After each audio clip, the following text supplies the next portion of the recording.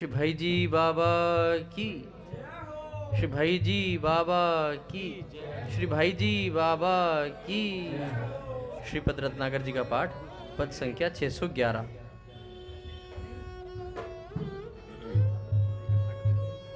सदा सोचती रहती हूँ मैं, क्या दूं तुमको जीवन धन। सोचती रहती हूँ मैं, क्या दूं तुमको जीवन धन। जो धन देना तुम्हें चाहती, तुम ही हो वह मेरा धन। जो धन देना तुम्हें चाहती, तुम ही हो वह मेरा धन। तुम ही मेरे प्राण प्रिय हो, प्रियतम सदा तुम्हारी मैं हो।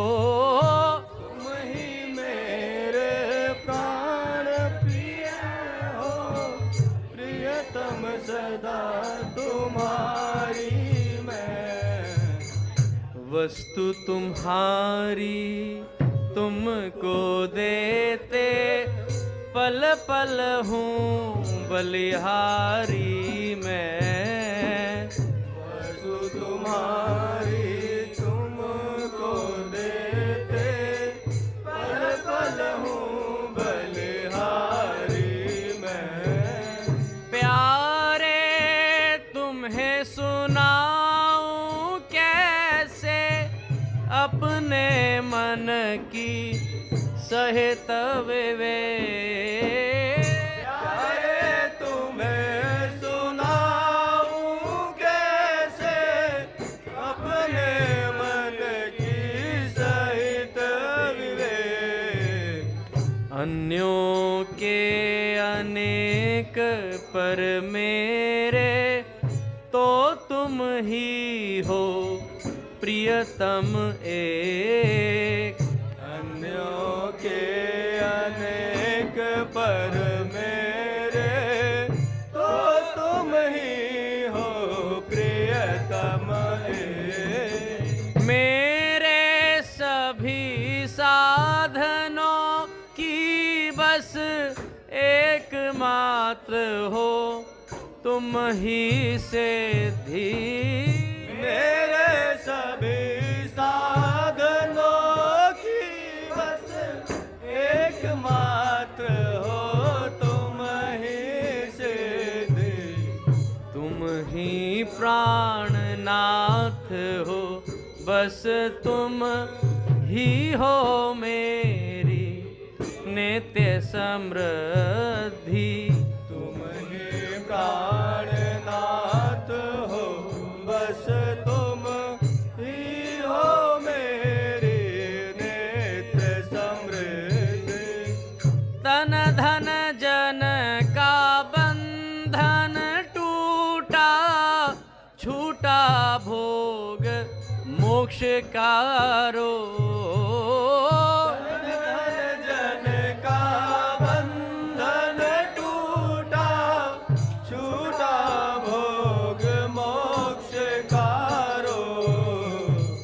धन्य हुई मैं प्रियतम पाकर, एक तुम्हारा प्रिय संयोग।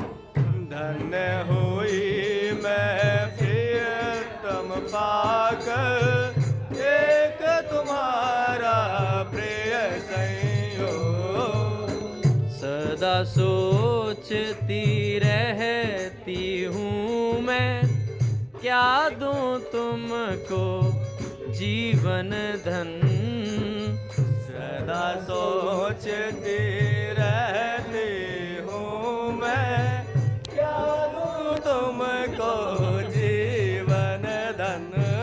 ओ क्या दूं तुमको जीवन धन। धन, क्या दूं तुमको जीवन धन। श्री भाई जी बाबा की जय। बोले श्री भाई जी महाराज की जय। पूज्य श्री राधा बाबा की जय। पूज्या मैया की जय। अपने प्यारे भैया की जय। पूज्य दादा की जय। भक्तवत्सल भगवान की जय। हरि बोल। बड़े सौभाग्य का क्षण है कि आज कीर्तन का परम लाभ प्राप्त हो रहा है। हरि बोल। पहले पूज्य भाई जी के कुछ विचार सुनते हैं, उसके बाद भक्त चरित्र।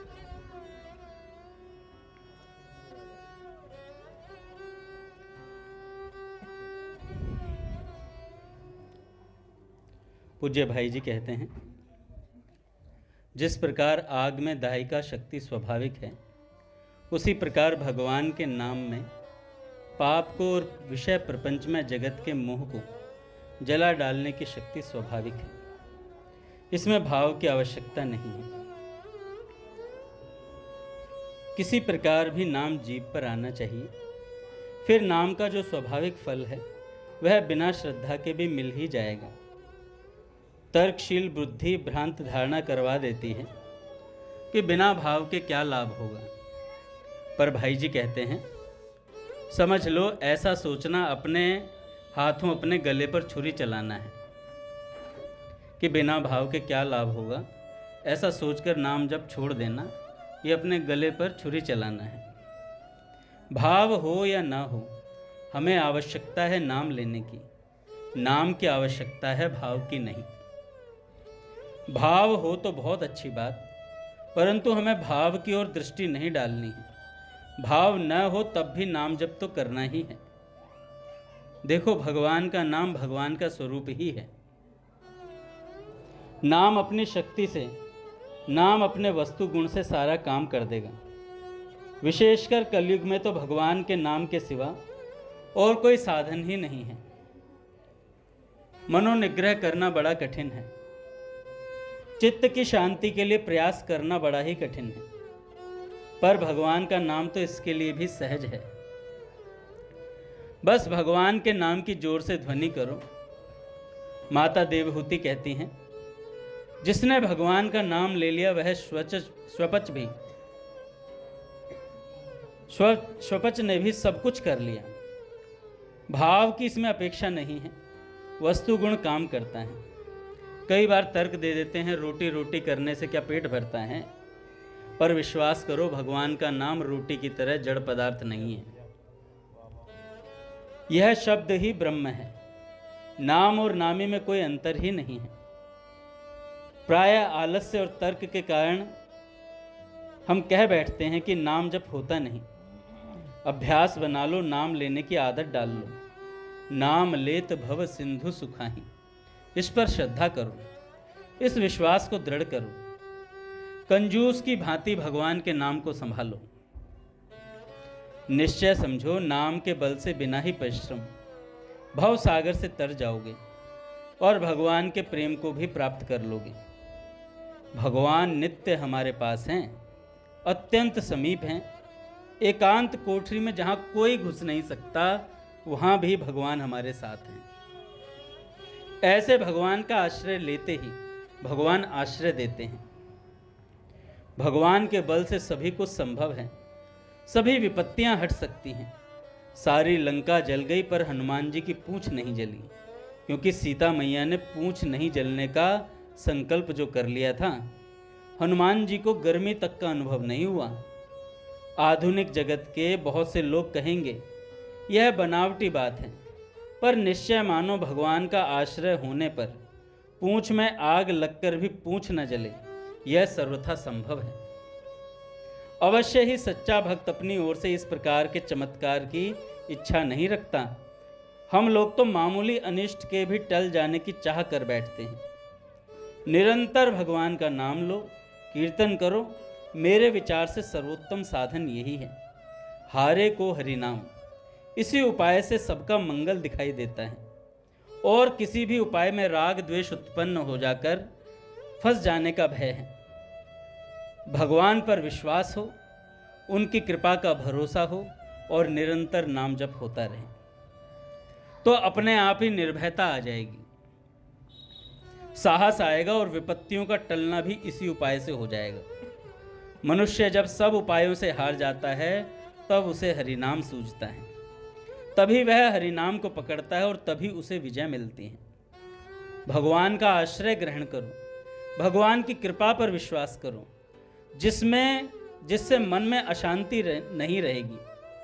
हमें क्या चाहिए हम इस बात को भूल गए हैं। किस चीज की प्राप्ति में हमारा भला है इस बात को ठीक ठीक भगवान जानते हैं। हमें क्या चाहिए हम ठीक ठीक नहीं जानते, चाहने में भूल कर बैठते हैं। बहुत बार तो ऐसी वस्तु चाह बैठते हैं जिसकी प्राप्ति महान दुखदायिनी होती है। इसलिए हमें क्या चाहिए यह विचार भगवान पर छोड़ देना चाहिए। इस बात को सोचें भगवान, उस वस्तु का संग्रह करें भगवान और रक्षा करें भगवान, फिर मंगलमय भगवान हमारे लिए जो उचित समझेंगे और उस उपाय से हमको अविनाशी पद बिना ही परिश्रम के प्राप्त हो जाएगा। भगवान ने कहा योगक्षेमम वहाम्यहम्, योग और क्षेम दोनों स्वयं मेरे जिम्मे रहे, यह भगवान की प्रतिज्ञा है। इससे बड़ा आश्वासन और क्या हो सकता है भैया। भगवान के ऊपर सारा भार छोड़ देने में ही परम लाभ है। भगवत प्राप्ति का सीधा रास्ता है। हमारे एकमात्र आधार भगवान हैं। हम में बुद्धि शक्ति कुछ भी नहीं है। हम भगवान पर निर्भर हैं। फिर भगवान जो चाहे करें, ऐसा हृदय से भाव कर लेना। समस्त शक्तियों का स्रोत भगवान से ही आरंभ होता है। हमारी कितनी भारी भूल है, कितना बड़ा प्रमाद है कि हम भगवान के विचार के सामने अपना विचार रख देते हैं। मानव विचार करना भगवान जानते ही नहीं। जो भगवान की दया के सीधे प्रवाह को रोकना चाहता है वह बड़ी भारी भूल करता है। भगवान जब जो जैसे करें वैसे ही होने दें, उसी में तुम्हारा परम कल्याण है। रोगी कभी यह नहीं कहता कि हमें यह दवा दीजिए। वैद्य से वह यह भी नहीं पूछता कि दवा किस चीज से बनी है। बिना सोचे विचारे ले लेता है। वह निर्भर करता है वैद्य के निदान पर और विश्वास करता है उसकी योग्यता पर तथा सुहृदता पर। परंतु हम ऐसे अभागे हैं कि परमार्थ पथ में हम अपना निदान आप करने बैठते हैं। ऐसा न करके केवल भगवान पर विश्वास करने की आवश्यकता है। जो भगवान को नहीं मानता और मनमानी करता है उसका कल्याण नहीं होता भाई। आरंभ से ही भगवान की दया पर, भगवान के प्रेम पर, भगवान के अनुग्रह पर अपना सारा का सारा जीवन छोड़ने वाले का यहाँ का और वहाँ का सारा भार भगवान संभालते हैं। हमारा सर्वस्व भगवान का है। जिस क्षण यह भाव हुआ फिर बिना प्रयत्न ही अंतर उज्जवल हो जाएगा, परम पवित्र हो जाएगा। सीधी बात बताता हूँ, फिर सब कुछ अपने आप हो जाएगा। केवल विश्वास करो भगवान की कृपा पर। भगवान की कृपा है, अपनी कृपा से ही वे मुझे अवश्य स्वीकार कर लेंगे। यह भाव निरंतर बढ़ाते चले जाओ। भाई जी ने एक प्रवचन में कहा कि हो सकता है नाम जप करते वक्त आपकी जिह्वा पे लकवा मार जाए, पर आपके अंदर यह विश्वास रहा कि मुझे किसी भी प्रकार भगवान मिलेंगे, चाहे मैं जप पाऊं या न जप पाऊं, तो भगवान की कृपा आपको तार देगी। भाई जी ने कहा नाम जप से भी ऊपर साधन बता रहा हूं कि ये बात पर विश्वास कर लो, भगवान मुझे मिलेंगे, भगवान की कृपा मुझ पर है, तो इससे काम हो जाएगा। बस दो बातें हैं, भगवान की कृपा पर विश्वास और भगवान के नाम का आश्रय। फिर कोई चिंता नहीं। ध्यान नहीं लगता न सही, मन वश में नहीं होता न सही। भैया पापी नीच के भी उद्धारक हैं भगवान। यह विश्वास करके केवल जीभ से भगवान के नाम का उच्चारण करते रहो। भगवान तो अपनी कृपा से ही स्वीकार कर लेते हैं। उन्होंने कहा है अपि चेत्सो दुराचारो भजते माम अनन्य भाग। पापी भी यदि मुझको ही अपना एकमात्र आश्रयदाता मानकर पक्का निश्चय करके मुझे भजता है तो उसे साधु ही मानना चाहिए। वह तुरंत ही धर्मात्मा बन जाता है और शाश्वती शांति को प्राप्त होता है। बस ऐसा निश्चय करके मेरा भक्त बन जाए, फिर उसका पतन नहीं होता। कितनी सीधी सी बात है जो सभी कर सकते हैं। अपने पुरुषार्थ से पाप नहीं छूटता हमसे, न सही। बस भगवान के पतित पावन विरध पर विश्वास कर लो, श्रद्धा करो कि यह होगा ही, अवश्य होगा।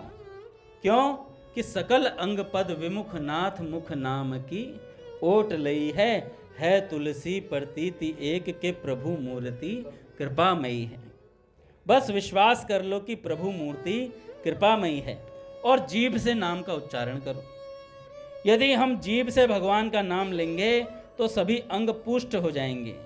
विश्वास करो, माँ के समान भगवान की कृपा सर्वत्र हमारी रक्षा करेगी। श्री कृष्ण की हमारे ऊपर अनंत कृपा है। ऐसा विश्वास करके नाम लेते रहो। हो सके तो यह करो, भगवान की कृपा पर अपने को छोड़ दो। भगवान की कृपा पर अपने को छोड़ दो। हमारा क्या होगा, कब होगा, कैसे होगा, इस बात की चिंता ही छोड़ दो।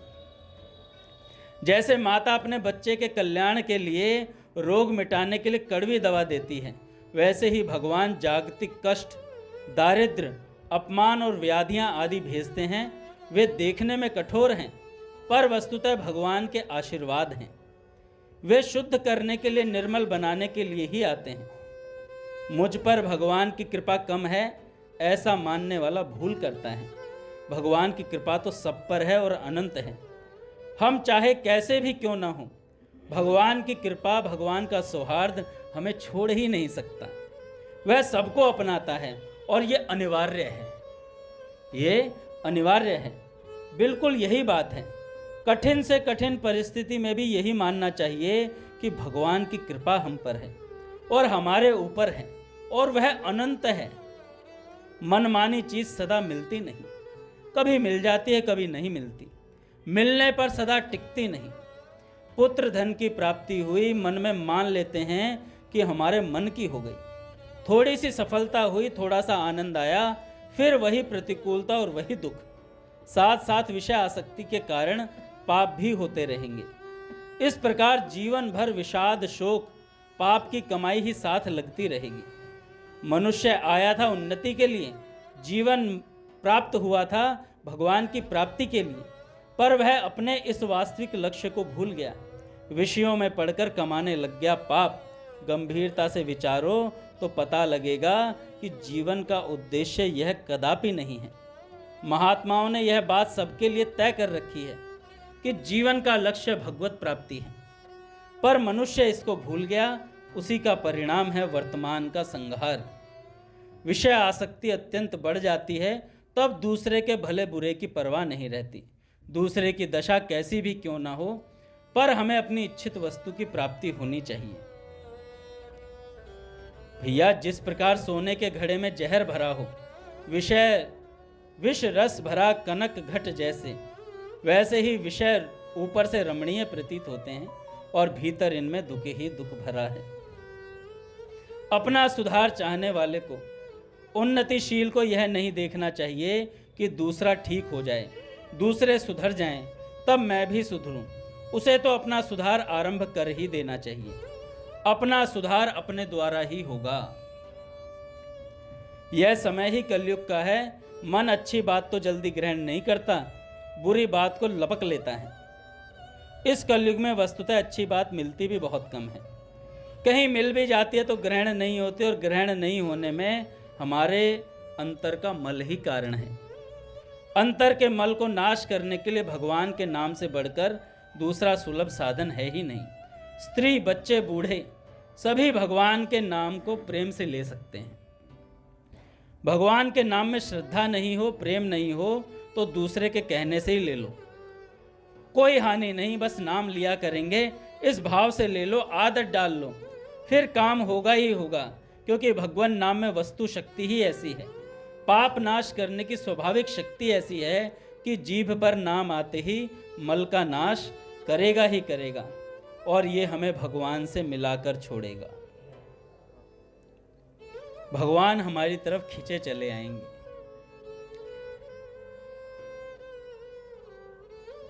थोड़ा थोड़ा पूज्य बाबा के जीवन को सुनेंगे आज से, जब जब समय मिलेगा तब तक पूज्य बाबा का चरित्र सुनेंगे। मैंने अभी 2 उंगलियां ऐसी करी बाबा 3 जनों के सामने। मैं देखता हूँ भाई जी का सुनेंगे, बाबा का सुनेंगे, तो एक ने भाई जी का पकड़ा, बाकी सब ने बाबा का चरित्र पकड़ लिया। तो मैंने कहा बाबा का चरित्र ही बोलेंगे, क्योंकि भक्त और भगवान के चरित्र बोलने में ही जीवन की सार्थकता है। तो बाबा का चरित्र सुनते हैं आज से। जितना समय पूज्य भैया आएंगे ठीक है, नहीं आएंगे तो अपना 9:30 तक रोज 15-20 मिनट सुनेंगे। पूज्य बाबा का कुल परिचय।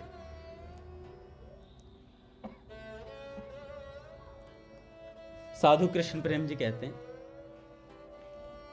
जैसे प्रेम का प्रादुर्भाव होता ही है ब्रज भूमि में, और इसलिए भगवान श्री कृष्ण को अपने प्राकट्य स्थल का चयन भी इस विशुद्ध प्रेम की पृष्ठभूमि ब्रजमंडल में ही करना पड़ता है, वैसे ही सच्चे संत भी ऐसे ही जन्म स्थल का चयन करते हैं जहां विशुद्ध सत्व की प्रधानता होती है।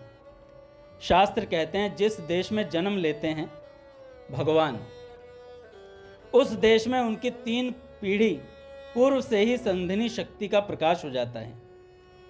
इस चिन्मय संघिनी शक्ति का पवित्रतम प्रकाश अवतार के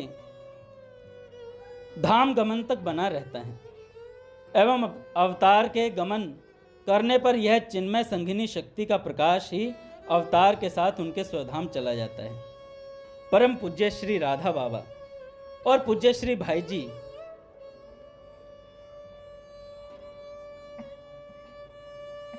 पूज्य बाबा भाई जी की महिमा के विषय में कहते हैं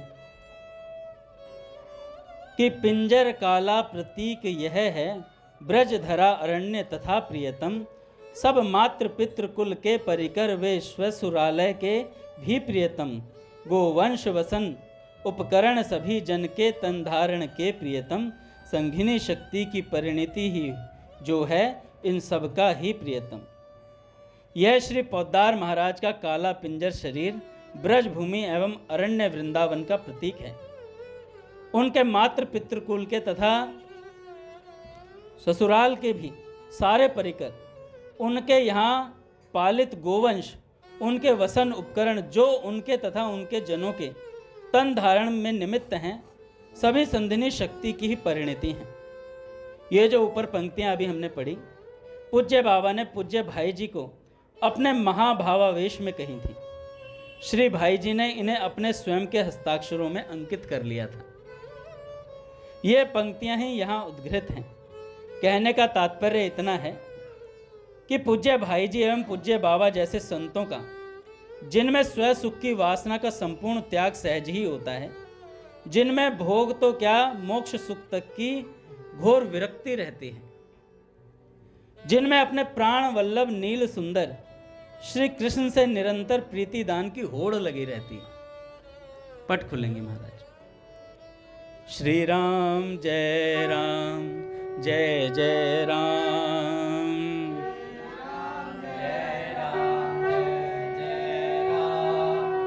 श्री राम जय राम जय जय राम,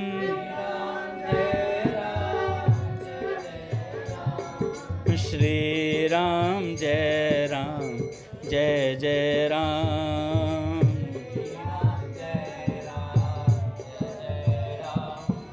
जय जय श्यामा जय जय श्याम, जय जय श्री वृंदावन धाम, जय बरसाना जय नंदगांव, पावन राधे तेरो नाम, बोले राधा माधव सरकार की जय।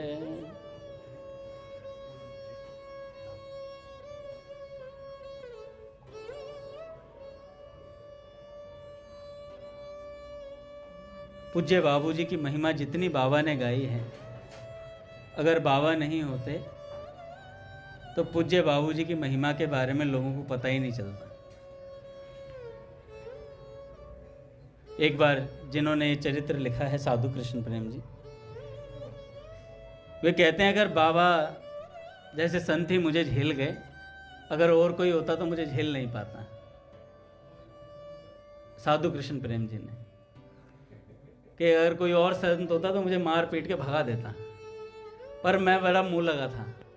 बाबा ने एक ही शिष्य बनाया जीवन भर में, वो साधु कृष्ण प्रेम जी को बनाया, जिन्हें इनका एक नाम था, मेरे को नाम ध्यान नहीं आ रहा, क्या नहीं नटवर जी थे, तो ये भी गृहस्थ, बाद में सन्यास ले लिया था। जितना बाबूजी की महिमा को पूज्य बाबा ने बताया, पूज्य बाबा और बाबूजी के जाने के बाद पद रत्नाकर की महिमा को साधु कृष्ण प्रेम जी ने गाया, और लगभग 35-40 दिन वाटिका में उनकी कथा हुई थी, और केवल किस पर? पद रत्नाकर पर, कि पद रत्नाकर की महिमा क्या है, बाबूजी की महिमा क्या है, पूज्य बाबा की क्या महिमा है, इसके ऊपर। तो बहुत नटखट भी थे और सवाल बहुत पूछ लिया करते थे बाबा से, और कुछ चीज़ें अटपटी कर भी देते, तो बाबा इनसे अनुष्ठान करवाते थे ज़बरदस्ती, कि तुमने ये गलती करी, तुम्हें अनुष्ठान करना पड़ा, और इन्हें करना पड़ता था, क्योंकि बाबा की अवज्ञा कर नहीं सकते थे। यही वो थे जिन्होंने कहा था कि बाबा आप यूँ रोते क्यों रहते हैं।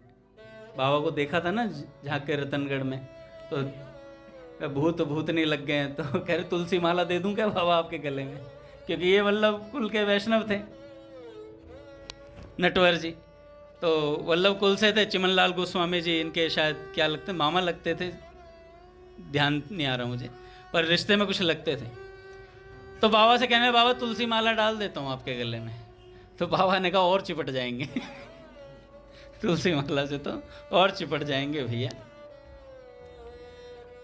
तो एक बार ऐसे मुंह चढ़े तो थे ही, तो बाबा का नियम था भाई जी का 24 घंटे में एक बार दर्शन करने का, कि एक बार भाई जी को 24 घंटे में अवश्य देखूंगा, एक बार दर्शन जरूर करूंगा। बहुत बार ऐसी एक बार घटना भी घटी थी कि भाई जी कहीं गए हुए थे, तो बाबा सुबह तक बैठे ही रहते, इंतज़ार करते रहते, मोटर गाड़ी लेके चलने की तैयारी में थे कि भाई जी तक पहुंच जाऊं मैं किसी तरीके से। तो उनका नियम निभा भैया पूज्य बाबा का, और मृत्यु के बाद भी 200 गज के दायरे से कभी बाहर नहीं आए, और करवट कमर दिखाई नहीं उन्होंने बाबूजी की समाधि को। बाबा ने एक बार तो ठाकुर जी से बोला, घनश्याम दास ठाकुर जी से कहा कि ठाकुर तुझे एक नियम देना चाहता हूँ। तो घनश्याम दास ठाकुर जी ने कहा कि बाबा बताइए, आपका नियम तो सराखों पर है। तो कहा कि मैं चाहता हूँ और साधकों की तरह तू भी ना, जैसे मैं यहाँ 200 गज के दायरे में रहता हूँ, तू इस परिधि से बाहर मत जा इस परिधि से बाहर मत जा। पर घनश्याम दास ठाकुर जी वेणु विनोद कुंज वाले महाराज जी से अतिशय लगाव, बाबूजी से बाबा से भी करते थे, पर एक विलक्षण लगाव होता है ना किसी किसी के प्रति, तो ऐसे ही महाराज जी से अधिक लगाव था, और वृंदावन के बिना रह नहीं सकते थे। तो बाबा से कहा कि बाबा मैं ना महाराज जी के बिना और वृंदावन के बिना रह नहीं पाऊंगा। अच्छा, तो बाबा गुस्सा नहीं हुए।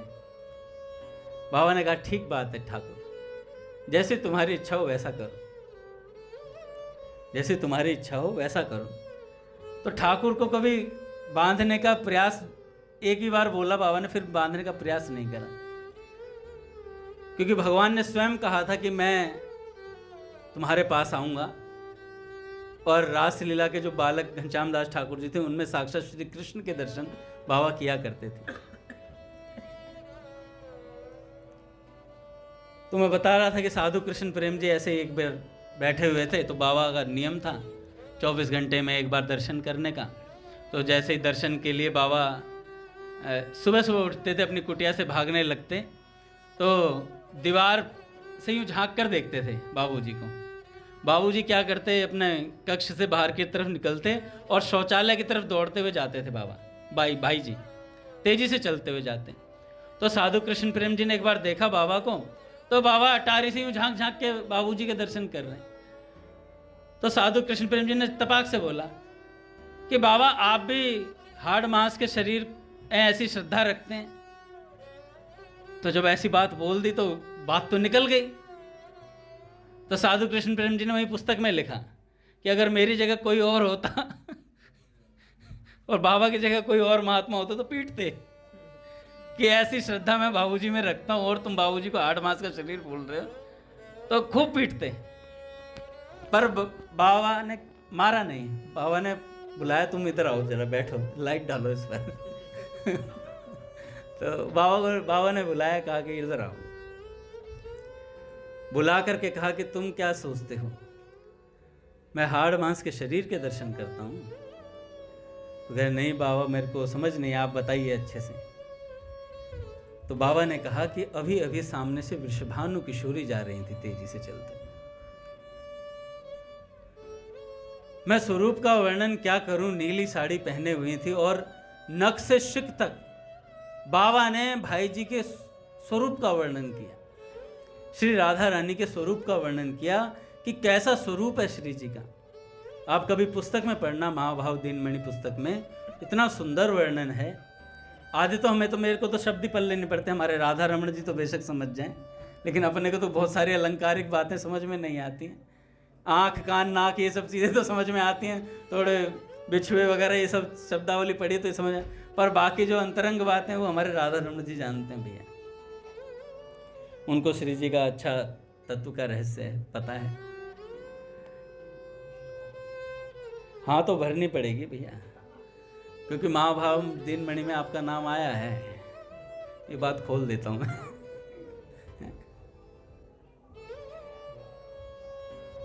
तो साधु कृष्ण प्रेम जी ने कहा कि हमसे ऐसा वर्णन किया बाबा ने, खूब अच्छे से समझाया, और समझाने के बाद कहा, जब ये सारी महिमा बता दी, अब तो नहीं मानोगे, अब तो हाड़ मांस का शरीर नहीं दिखता। अरे हाँ बाबा अब नहीं दिखता। तो कई बार ऐसी घटनाएं घटी कि एक बार तो माँ के लिए कुछ उन्होंने शब्द कह दिया था पूज्य भाई जी की धर्मपत्नी जी के लिए। तो उन्होंने कहा कि तुम क्या साधारण समझते हो इन्हें, ये साक्षात माँ जगदम्बा है। इसीलिए बाबा ने प्रीतम काव्य में लिखा, ललिता अम्बा महिम ध्येयम राम दत्ता पदाभिधाम आत्मस्वरूपिणीम साध्वीम वंदे हम धर्म मातरम राधा। एक बार तो बाबा परेशान हो गए थे, बाबूजी के जाने के बाद बाबा परेशान, कुछ बात ऐसी दिमाग में चली। तो बाबा ने सोचा कि मैंने कहीं किसी एक, मतलब सब लोग कहते थे, बाबा को कहने वाले लोग कम नहीं थे। जब तक बाबूजी जीवित थे तब तक बाबा को किसी ने कुछ नहीं किया, कुछ कहा भी नहीं, लेकिन फिर भी लोगों के मुंह बंद नहीं किए जा सकते। कहने वाले लोग तब भी थे। कईयों ने कह दिया कि सन्यासी का वेश धारण किए और एक गृहस्थ के यहाँ पूरा जीवन बिता रहे, ये कोई सन्यास होता है? ऐसे ताने भी मारे जाते थे बाबा के ऊपर। पर बाबा तो अपनी मस्ती में थे बाबा को किसी से क्या लेना देना। तो बाबा एक बार ऐसे ही विचार कर रहे थे, कहीं मैंने एक गृहस्थ के सेवा में पूरा जीवन अपना व्यर्थ तो नहीं कर दिया। ऐसे विचार उनके मन में आए। तो बाबा, उस समय माँ थी, बाबूजी जा चुके थे, और जा कर के सीधा चलते हुए गए और सोचा कि माँ से बात करूँगा इस विषय में, मेरे मन में ये बात आ रही है। तो बाबा गए तुरंत कक्ष में माँ के, और जैसे ही माँ के कक्ष में गए तो देखा कि माँ किसी से बात कर रही हैं। तो बाबा वहीं दरवाजे पर रुक गए। दरवाजे पर रुके और उसके बाद जब वो सज्जन चले गए तो बाबा थोड़ी देर तो बैठे रहे। तो बाबा ने जाकर जैसे ही माँ को प्रणाम किया और अपने नेत्र उठाए तो देखा माँ के स्थान पर अष्टभुजी माँ जगदम्बा खड़ी है, अष्टभुजी रूप में। और माँ को जैसे देखा तो माँ ने बाबा को अपने वक्षस्थल से लगा लिया, गोद में ले लिया, और कई देर तक ये स्थिति बनी रही। जब बाबा को बाह्य ज्ञान हुआ तो देखा फिर वापस माँ वैसी की वैसी। तब उन्हें समझ में आया, प्रश्न का उत्तर ही कुछ, कोई प्रश्न बचा ही नहीं बाबा का। बाबा ने कहा, यहाँ भैया ये तो साक्षात माँ जगदम्बा है।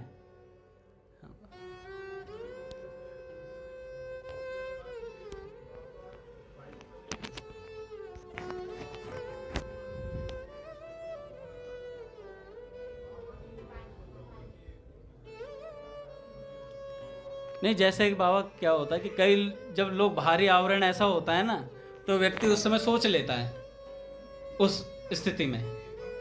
ये वार्ता पुस्तक में है, मिट्टी के महात्मा पुस्तक है, उसके भीतर है, उन्होंने ये लिखा है। नहीं, साधु कृष्ण प्रेम जी ने, किसी और ने लिखा है। तो उन्होंने ये बात बताई, तो उन्हें बाबा के मन में ऐसी बात आई, बाबा हो सकता है हमें सिखाने के लिए, हमें बताने के लिए कि माँ साक्षात जगदम्बा माँ है, इस भाव से उन्होंने प्रकट करी हो ये बात। क्योंकि बाबा की स्थिति तो बाबा जैसे हनुमान जी कह रहे हैं, सही में ऐसी पूर्ण साक्षात्कार की अनुभूति उन्हें हो चुकी थी, और बाबूजी के स्वरूप का ज्ञान भी था और माँ के स्वरूप का भी ज्ञान था। पर हम जैसों को शिक्षा देने के लिए लीलाएं करते हैं। तो फिर जब ऐसी स्थिति हुई तो विलक्षण भाव उत्पन्न हुआ भैया।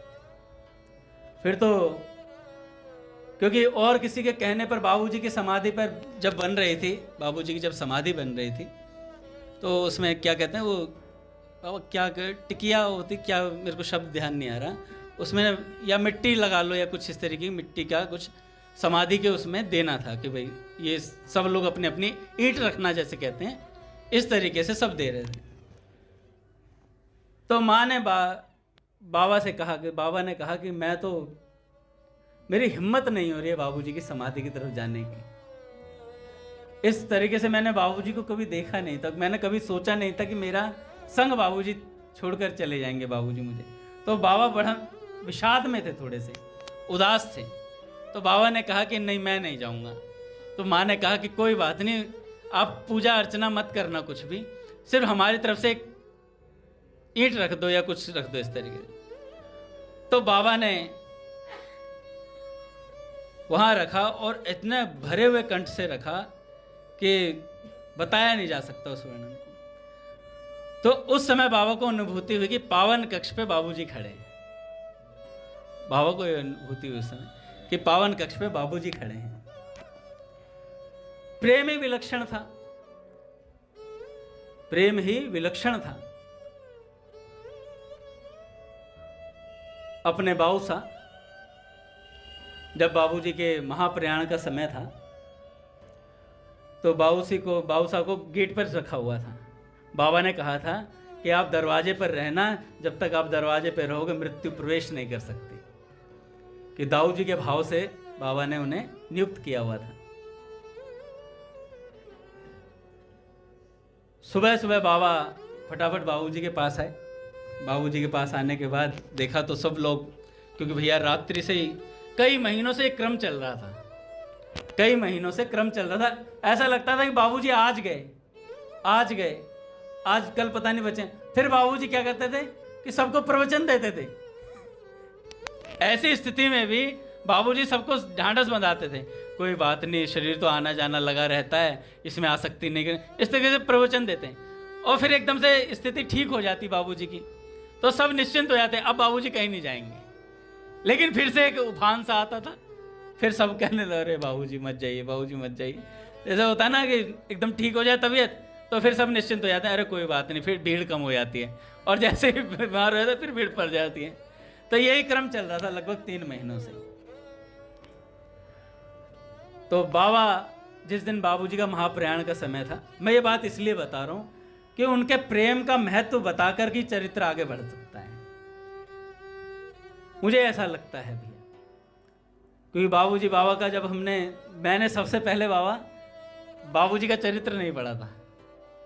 अपना पुराना मंदिर था, ये पीछे अपने कमरे में लाइब्रेरी थी, आपको याद होगा, एक टेबल रखा हुआ था और उस टेबल के ऊपर तब ये पावन संस्मरण ग्रंथ था बस भैया के पास पीछे, भाई जी के विषय में। और उसमें बाबा का चरित्र तो बाद में आया। तो मैंने पावन संस्मरण में बाबूजी का जो जाने का विवरण है पहले वो पढ़ा कि बाबूजी कैसे गए। श्री राधा भालोटिया जी ने उसका वर्णन किया, जो पूज्य भाई जी की दोहत्री हैं शायद, तो उन्होंने इसको लिखा था। उस चरित्र को मैंने पूरा वहां से पढ़ा। उस समय समझ में नहीं आता था इतना, लेकिन ऐसा लगता था किसी बड़े बूढ़े का चरित्र पढ़ रहे हैं, तो ऐसा दादा नाना कोई हो तो अच्छा लगता था पढ़ने। तो वहां से थोड़ा सा जुड़ाव हुआ। तो जब अंत समय चल रहा था तो बाबा आए बाबूजी के पास दौड़ते हुए, और आज जब आए तो बाबा ने भीतर प्रवेश किया और बाबा ने कहा मुझे एकांत चाहिए, सबको बाहर निकालो। सबको बाहर निकाल दिया कमरे से। बाबूजी उसी पलंग पर लेटे हुए, जो पावन कक्ष का पलंग देखा आपने, लेटे हुए थे। बाबा आए और बाबा बगल में बैठ गए। बाबा ने कहा ऐसे ही मुंह फेरे रहिएगा। तो बाबूजी ने कहा कि बताइए क्या बात है, आप जाएंगे हमें छोड़ करके? तो बाबूजी ने कहा कि क्यों, ईर्ष्या हो रही है क्या? पहले जा रहा हूं। ईर्ष्या हो रही है क्या? पहले जा रहा हूं। तो बाबा ने कहा नहीं, ईर्ष्या की बात नहीं, ईर्ष्या की कोई बात नहीं। तो बाबा ने बोला कि क्या बात है, आप उदास से भी नजर आए। तो बाबूजी ने कहा मुझे एक चिंता है। तो बाबा ने पूछा क्या चिंता है आपको? तो बाबूजी ने बोला कि मैं आपसे प्रण चाहता हूं कि आप मुझे एक प्रण दें, एक वादा करें मुझसे कि जब तक, भाई जी ने अपनी धर्म पत्नी जी के विषय में कहा कि जब तक ये ना इस धराधाम से ना चली जाएं तब तक आप नहीं आओगे। हैं, मां के लिए बोला। तो बाबा ने कहा कि बस इतनी सी बात है, बस इतनी सी। हमने दिया बाबूजी आपको, हमने दिया इस बात। तो बाबूजी ने कहा बस अब मुझे कोई चिंता नहीं। और इतना बोल करके बाबा ने बाबूजी के हाथ पकड़ लिए और बाबूजी उधर मुंह कर करके लेट गए। लेटे और लेटने के थोड़ी देर बाद बाबूजी निश्चल हो गए एकदम से, कुछ बोल नहीं रहे थे। और थोड़ी देर में पता चला बाबूजी ने शरीर का त्याग कर दिया। इतनी सी बात हुई और बाबा ने, भैया क्या विलक्षण दृश्य है हनुमान जी महाराज, वो दृश्य मेरे नेत्रों से हटता नहीं है। मैंने कभी वो देखा तो नहीं, लेकिन ऐसा लगता है कि हम वहां रहे होंगे, किसी ना किसी स्वरूप में रहे होंगे। कि बाबा पावन कक्ष के दरवाजे से जैसे ही बाबूजी चले गए, कहा कि शरीर को नीचे उतार लीजिए, तो बाबा ऐसे हटे जैसे किसी को धक्का सा लगता है ना, और दरवाजे से सट जाता है। सट करके बाबा के नेत्र बह रहे थे, बाबा के नेत्र बह रहे थे निरंतर। अथाह प्रेम का सागर भैया, कैसा अद्भुत प्रेम रहा होगा इन महात्माओं के मध्य में कि एक दूसरे के बिना रह नहीं सकते थे। मोक्ष सुख तक की आकांक्षा को भैया त्यागने का सामर्थ्य रखते थे। कुछ था ही नहीं इन महात्माओं पर बाबूजी जैसा लोक व्यवहार निभाना। किसी को बाबूजी का भजन देखना है तो बाबा को देख लो। बाबूजी लोक व्यवहार में ज्यादा रहे, पर बाबूजी के भजन की अगर किसी को साकार मूर्ति देखनी है ना कि बाबूजी का भजन कैसा है, तो बाबा हैं, वो बाबा हैं। क्योंकि बाबा जब प्रवचन के लिए जाने लगे, तो जब बाबूजी ने आखिरी बार बोला ना कि आप इसलिए आए थे क्या, प्रवचन करने के लिए आए थे क्या, तो बाबा ने कहा आप क्या चाहते हैं पोद्दार महाराज? तो बाबूजी ने कहा कि बस मैं चाहता हूं आज बोल आओ, आज के बाद खत्म है मामला। तो बाबा ने कहा कहो तो आज भी ना बोलें, कहो तो यहीं से वापस चलते हैं अपने। तो बाबूजी ने कहा नहीं आज बोले आओ। तो उस दिन बाबा ने आखिरी प्रवचन बोला अपना। एक बार तो जैसे रास पंचायत शुरू होता है ना, शरदोत्फुल्ल मल्लिका, तो बाबा कहते हैं, बाबूजी कह रहे थे प्रवचन में कि भैया शरद ऋतु में मल्लिका कैसे आएगी भैया, वो तो बाबा ही जाने, क्योंकि ये नेत्र बंद किए रहते हैं, इन्हीं को रास का परिचय है, हमें तो परिचय नहीं भैया, कैसा परिचय होता है। बाबूजी कह रहे हैं ऐसा। तो क्या बाबूजी को परिचय नहीं है क्या? अरे कि पता नहीं कुछ रात दिवस का, पता नहीं कब संध्या भोर, जागृत स्वप्न दिखाई देता, श्याम सदा मेरा चित चोर। तो पता नहीं कुछ रात दिवस का, ऐसी स्थिति थी बाबूजी की।